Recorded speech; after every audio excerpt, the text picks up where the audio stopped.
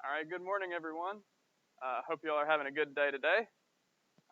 It's certainly good to brave the rain and come in. That's certainly a noble thing to do, I guess. Looks like it's going to be raining a good bit, so going to continue on with that. Speaking of continuing on, we're going to be continuing on with Chapter 2.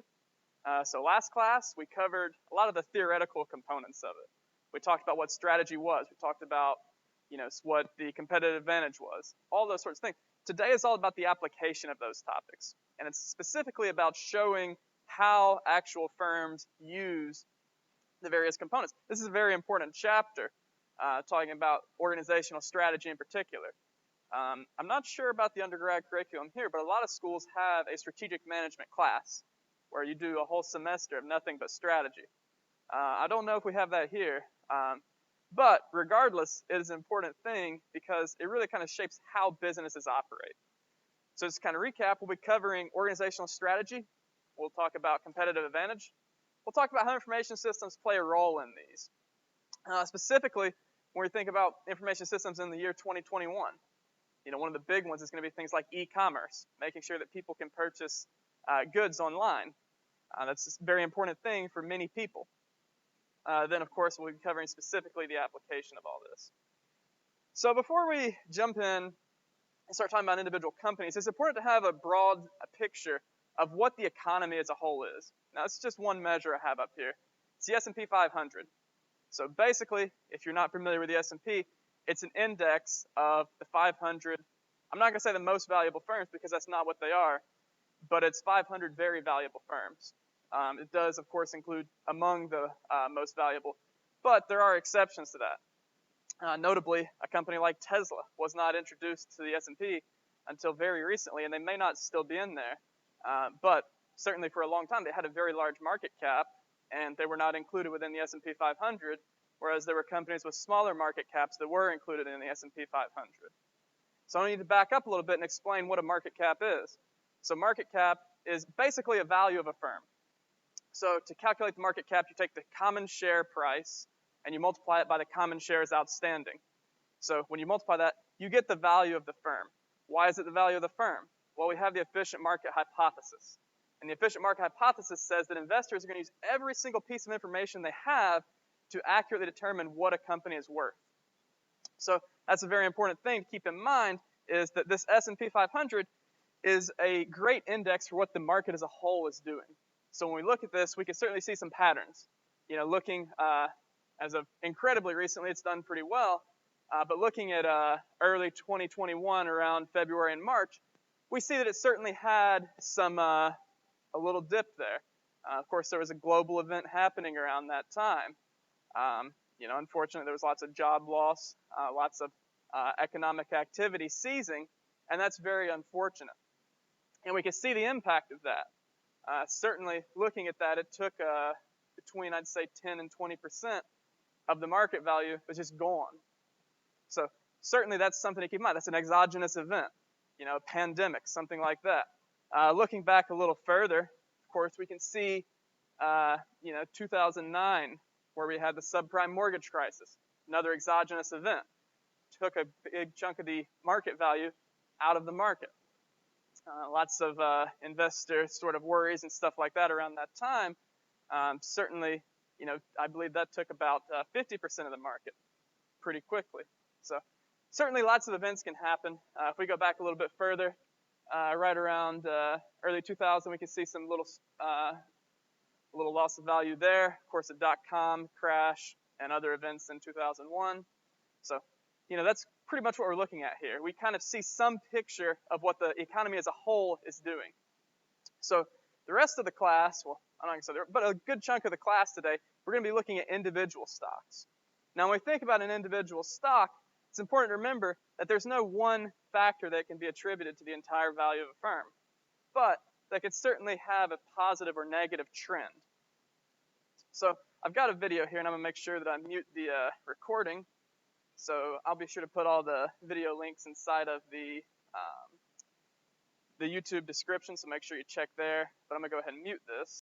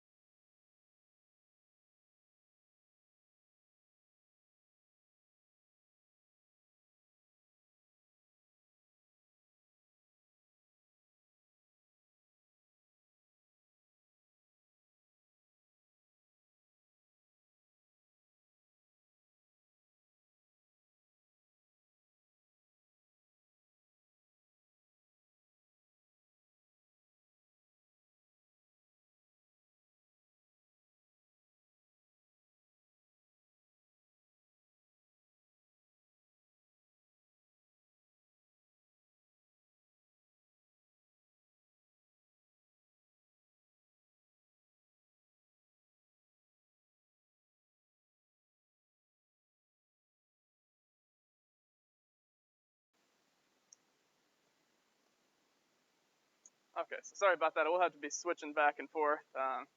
One of the downsides of having to do the recording, but certainly we're going to make the best of it today. So, a couple interesting things inside that video. First, what was their strategy? They're selling inexpensive products. They're selling them at the lowest prices possible, and they're trying to sell to basically the entire United States. 70% of the population can be within a Best Buy store within 15 minutes. What do you think that strategy would be? Sounds a lot like cost leadership. When you're having the lowest prices and you're targeting everyone, certainly is a great example of cost leadership.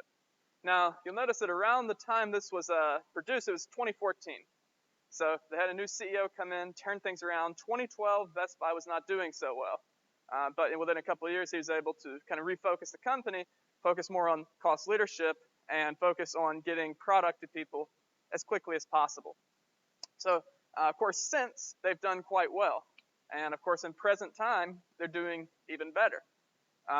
There's a lot of reasons why we could speculate as to why their value may be so high in the year 2021. Of course, not the least of which being, with certain situations happening, technology demand has increased. So people are working from home. People are using more entertainment that is, electronic related. So their value will increase because their revenues will increase and their demand will increase. So that's the kind of thing that we're seeing. And when we think about, is this an effective strategy for Best Buy? I'd certainly make the case that it is. Now, one funny thing, the news anchor asked, how can you sell a TV for $99? Well, wouldn't it have been funny if he'd answered by saying it's a crappy TV? I think that would have been pretty funny. Probably would not be a very good answer for his CEO, though. So let's take another quick look here at the Blockbuster video. I'm just going to briefly mute this again.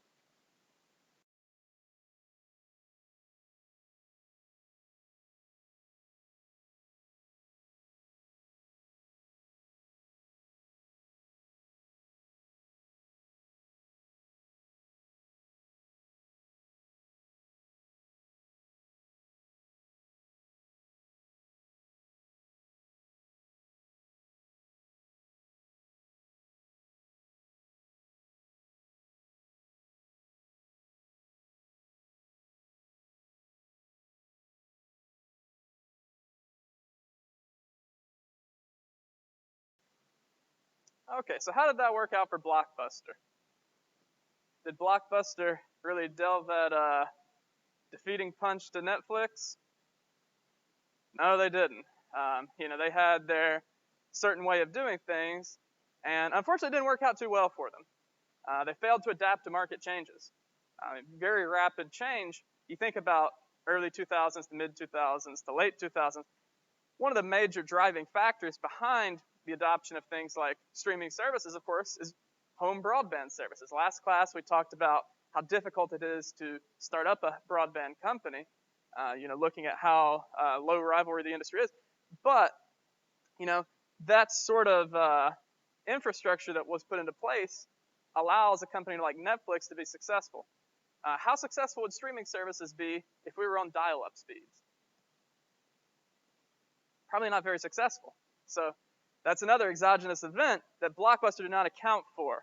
And because of that, it's widely speculated that helped lead to their demise pretty heavily. So delisted from the stock market, that means that the various exchanges wouldn't list them. And it's pretty much not a very good thing.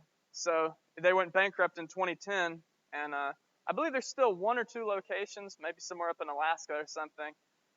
But certainly when we think about Blockbuster today, they're pretty much in the past. So it's an unfortunate thing, but it's why it's important to keep up with the external environment. So I've got another video here. This is about Marriott, and she goes into some stuff about the environment. So I'm not saying whether I'm pro or against what she's saying, but certainly let's hear what she has to say about it.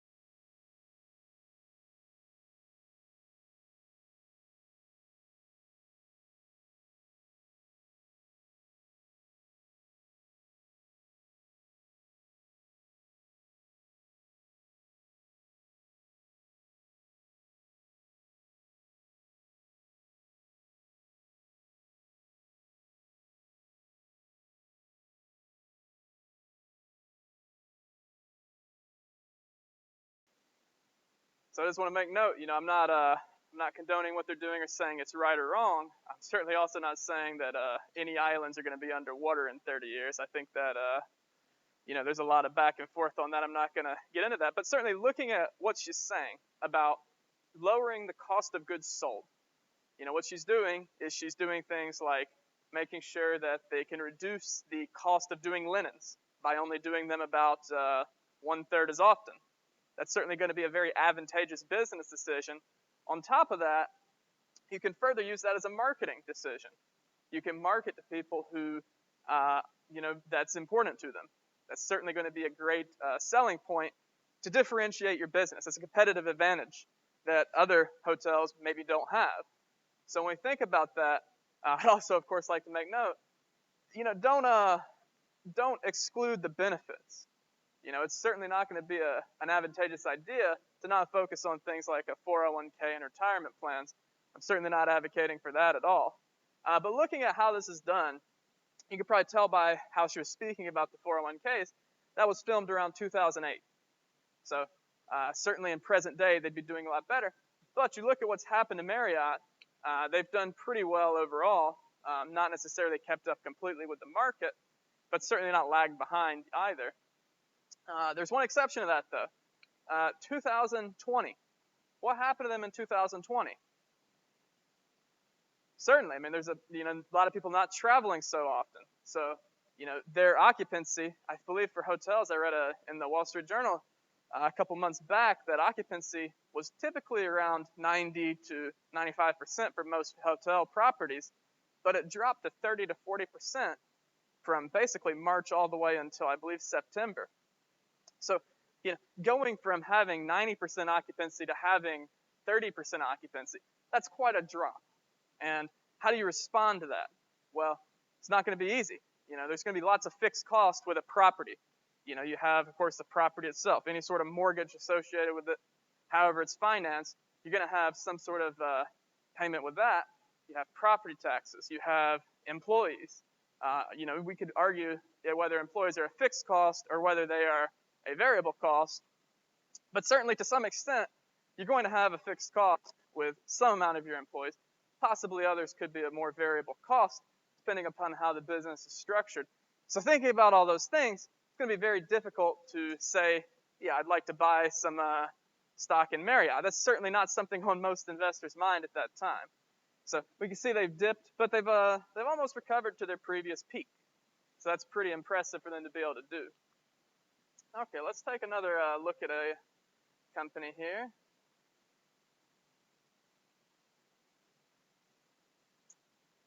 So this is an example of a cost leadership firm. Anyone recognize this brand? The brand is Xiaomi. They're a Chinese firm, and they produce low-cost goods, specifically low-cost electronic goods. So, of course, I'm not advocating for or against any brands, but this is a great example because their primary focus is selling the lowest cost good they possibly can. And that has advantages and disadvantages. As a consumer, you can do other things with your money. But it could also lead to an inferior product. It could lead to a product that has various issues. Maybe the support's not as good. Maybe other things associated with it. So certainly lots of advantages, but also some drawbacks to keep in mind as well. So here's another example of a cost leadership firm, Walmart. I'm sure you've probably heard of Walmart. If not, I don't know how you make it in Starkville, but that's another story. So their primary motto is low prices every day. And we think about that, low prices, that is cost leadership. They have pretty much everything, and they're pretty much everywhere in the United States. Certainly not so much of a presence inside of big cities, but they do have a presence in big cities. So we can really think of them as a primary cost leadership firm. Certainly when we think about who their target market is, it's everyone. They'll be happy if anyone goes in the store and buys something. So that's kind of what Walmart's done. And we see that, throughout 2000 to about 2010, their growth is pretty stagnant. Now, you'll notice that around 2008, 2009, they didn't really decrease in value because, in a lot of cases, a cost leadership firm is going to be less vulnerable to periods of recession. because if they're cost leadership, it means that they're going to attract people who are cost conscientious. People who are cost conscientious, tend to want to focus on cost of things. So certainly that helped them, but it wasn't really until recently, 2010 and more recently, when they're really able to capitalize on their presence inside of pretty much every area you could imagine. Things like site to store, things like Walmart Plus that recently rolled out. Lots of additional services that they're able to offer to have goods and services to people at a very rapid pace, even beating Amazon in some cases. Here's another example of a cost leadership firm. Very different from Walmart, Costco. So Costco is unique in that you pay a membership to shop there. So right off the bat, if you can get $60 a year and just let people in the door, that's pretty advantageous of a business model. And, of course, on top of that, they also pay for the goods. It's not like a Netflix deal where you pay the subscription and, it's a la carte after that. So certainly that's a very big benefit for them. But they kind of go beyond that, and they target a more specific market than, say, a Walmart would. Of course, they're going to target larger areas. They want to make sure they have a very large customer base. So certainly when we think about how Costco does things, of course, you go into a Costco, they have very tall shelves, tons of product, and they're really pushing that you buy in quantity. That's going to be very advantageous for Costco, and it's hopefully going to save the customer money as well. So we look at how their stock is done, and like Walmart, in 2008, 2009, Costco did lose some value in 2009, but they gained it back pretty quickly. That kind of contrasts with they had a very rapid growth after that, certainly beating the market. So it's very interesting to see the differences there. Of course, there's a lot of differences in the company. And of course, there's more than we could possibly cover in the couple minutes we're going to talk about this. So now kind of shifting gears a little bit, focusing more on a differentiated market, but also focusing on cost leadership. We have, of course, the focus with cost leadership approach. And this is where we're going to focus in on a very niche market, or we're going to focus in on a specific geographic area. So two good examples of this could be something like a local discount store. So imagine you have a local store, and they only sell to people inside of Starkville, but they sell very inexpensive things. Nothing comes to the top of my mind right now, but there are certainly lots of examples where you have some sort of a local discount store that is focused on one specific market. And of course, the contrast to that would be a nationwide retailer that only focuses on one specific market. So we see this a lot in like the high-end audio market, where there may be a retailer that's going to sell very high-end products to a very small group of people at very good prices. That's going to be focused with cost leadership. And of course, this contrasts pretty heavily with differentiation. With differentiation, the whole goal, of course, is to have a product or service that is different than the competition. And when we think about different, we're generally talking about better. So what makes a product or service better? Well, it could be perceived value from customers. It could be things like how much the product costs, what the product does, how the product does things, lots of different ways. One of the primary examples of this, of course, is going to be Apple. So Apple's whole motto is think different, or at least it used to be. So we think about what that means. What does it mean to think different? Well, there's a lot of different answers we could probably give, but what they're trying to go for is the idea that their products are distinct, that they're somewhat of a status symbol in some ways. And this can be very advantageous for a brand to kind of have, because if you can sell your brand as though it is a status symbol, people will aspire to purchase it. So we look at how Apple is done, and really since about 2010, they've certainly taken off, and they've since become the most valuable company in the world. That's a pretty impressive feat, and they've held that title more or less for the past 2 years. It has gone back and forth just a little bit there. But by and large, they're an extremely valuable firm because people want to buy their product. And, in some ways, they can charge a premium for their product. Now, you could argue whether or not each of their products individually has a premium associated with it. That's a topic for another day, of course. But they are able to command the prices that they do. So differentiation, another example of this. Target. Why would you shop at Target?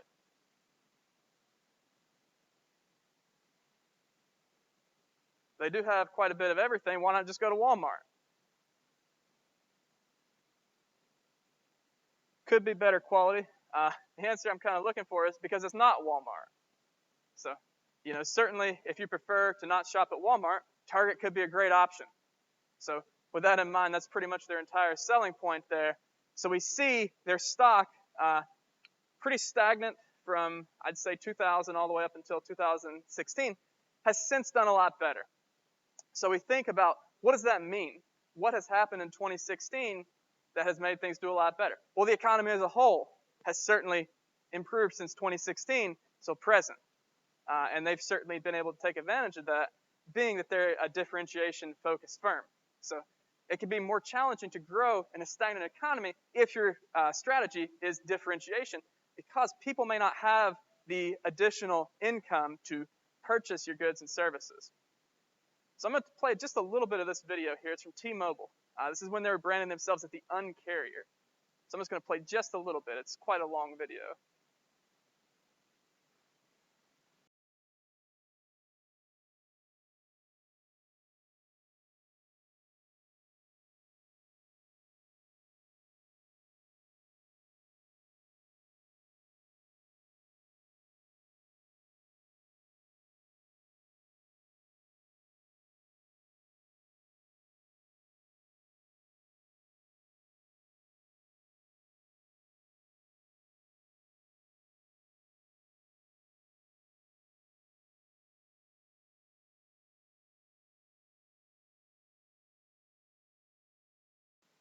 I'm just going to play just a little bit of their video, but what they're talking about is they pretty much ended cellular contracts. So it used to be before about 2012, if you wanted to buy a cell phone, you'd pretty much be stuck with a 2-year contract. And in exchange for that, you'd have a subsidized price for the cellular device you're purchasing. So you'd be locked into the contract, but you'd get the phone for a lower price. So basically what T-Mobile said is, we're going to end that, and we're going to charge the phone at the price that it is, but in exchange, we're going to offer you a contract-free experience at a lower price. So they targeted $40 per line. And since then, other carriers have adopted similar models to where they also have contract-free options that aren't necessarily prepaid.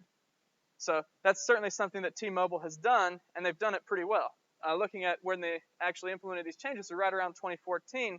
Since then, they have grown pretty substantially, and I believe they've beat the market by just a couple percent. So certainly nothing to be ashamed of there.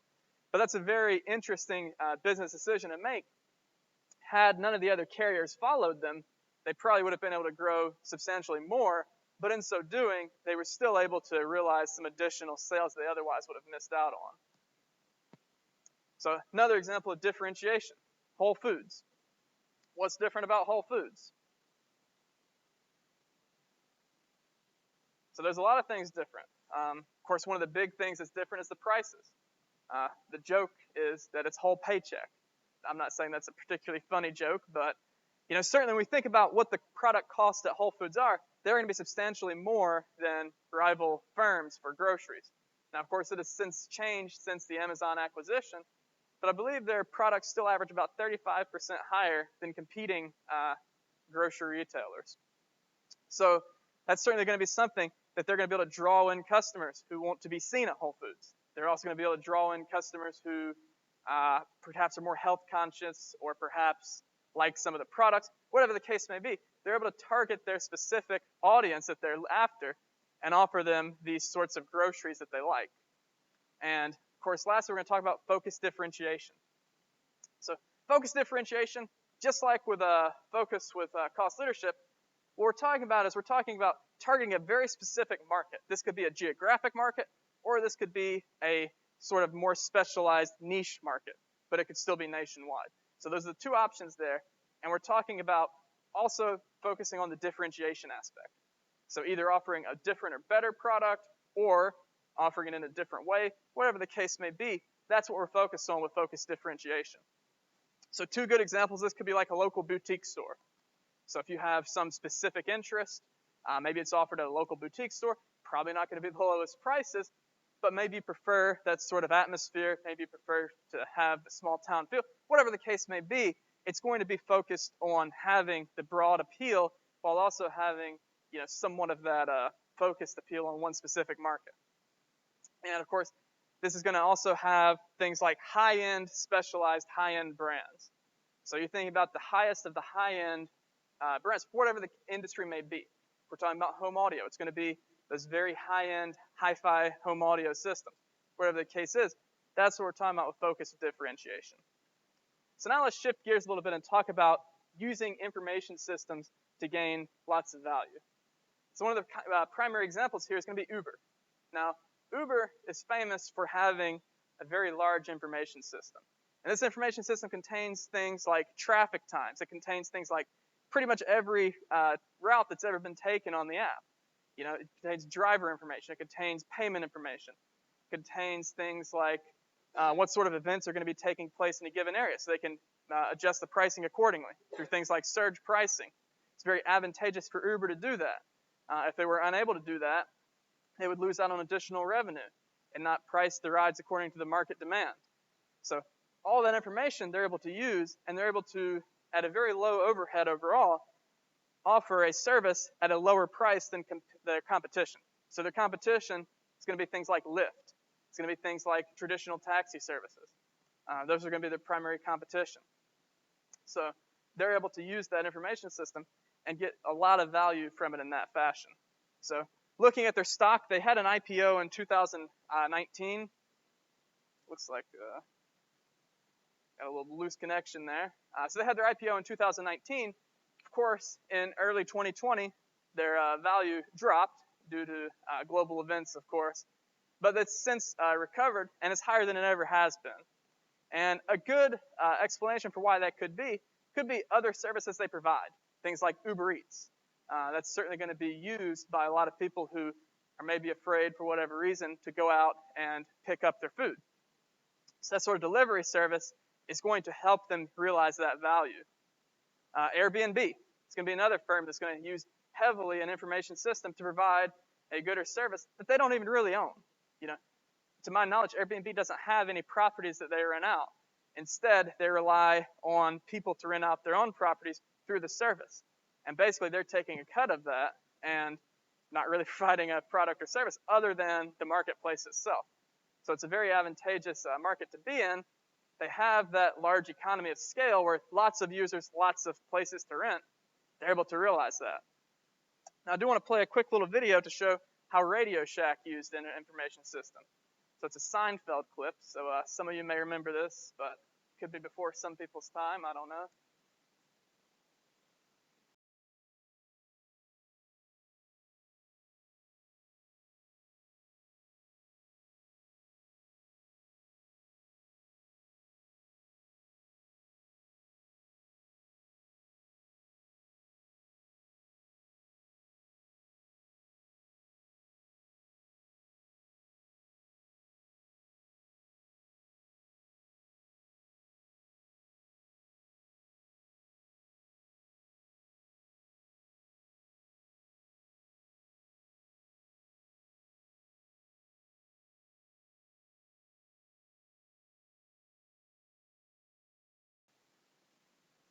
All right, so what they're talking about there is you used to go into RadioShack, regardless of what you're purchasing, they ask for your telephone number. Now, of course, the reason for that was they wanted to track who was purchasing what, how are they purchasing it, you know, all that sort of information, and also to be able to provide some sort of post order assistance. Like, let's say you lost your receipt, you want to make an exchange or return, well, they could just get your number and pull the order that way. Of course, now in modern times, they just use your card information. But they didn't have, I guess they did have that back then, but weren't as common used for credit cards and stuff. So, now I'm certainly not trying to make the case that this was the only thing that led to RadioShack's demise, but, you know, certainly having the implication being that they didn't value your privacy didn't really help their sales either. So they did go bankrupt in 2015, and they went bankrupt again in 2017, and the 2017 bankruptcy was final. And they basically liquidated all the assets that they had, and unfortunately, they're no longer a major retailer as they once were. So just to kind of wrap things up, we talked about organizational strategy, specifically talked about competitive advantage, how firms can use information systems to help bolster and achieve those two topics, and then that's really all we covered today. So I do have a guest speaker who's going to speak with us about an organization. If you'd like to stick around for it, you certainly may. If you have somewhere to go, it's not going to hurt my feelings if you have to bug out real fast. So I'll give you guys a couple minutes to either stick around or head out, and then we'll rejoin.